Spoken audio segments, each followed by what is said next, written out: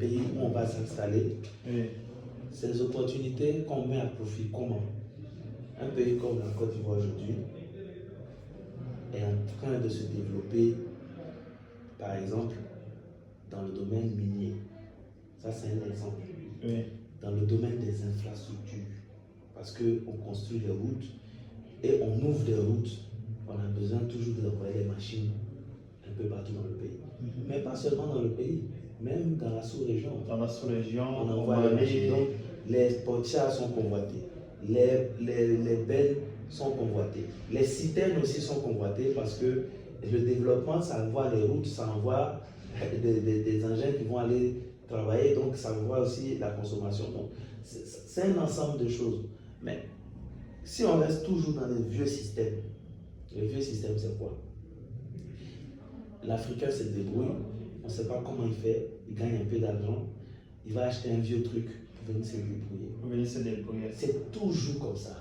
Et comme ça, on ne peut pas avancer. Parce qu'il faut déjà que nous, Africains, nous puissions accepter le changement. Vous savez, le plus difficile, c'est d'accepter, comme vous l'avez dit aujourd'hui, il y a ce problème d'accepter l'innovation.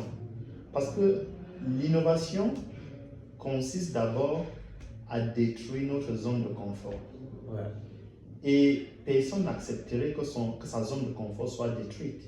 C'est ça. Mais, par exemple, vous allez voir, comme exemple, vous voyez, pour construire Abidjan, il va falloir qu'on détruise. Mais c'est ce qui se passe actuellement. Les maisons qui ont été construites auparavant pour faire le plan de la ville. Ben oui. N'est-ce pas? Oui. Mais est-ce que vous pensez qu'une personne va accepter qu'on vienne détruire sa maison où il vit depuis l'époque de Oufou Boigny?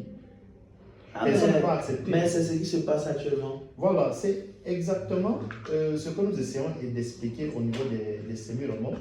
Les gens sont habitués à l'acier qui n'a pas de nom. Le type d'acier qu'on utilise pour la production des bennes, c'est que je ne veux pas gâter leur nom, mais ce que nos frères chinois utilisent sur leur bennes, les essieux de basse qualité. Nous avons des transporteurs africains qui sont déjà habitués à ce type d'acier. Et maintenant, qu'est-ce que l'innovation nous apporte? L'innovation nous apporte le strength au niveau du châssis, le hardos au niveau de la caisse. L'innovation nous apporte le système ABC, le système EBS. EBS. Tu vois? ABS ou EBS? Il y a le système ABS et le système EBS. C'est quoi le système EBS? Maintenant, le système ABS, comment je vais expliquer? C'est un système. Maintenant, nous avons ce qu'on appelle le frein droit. Donc, lorsque nous appuyons sur la pédale, ça freine sans arrêt.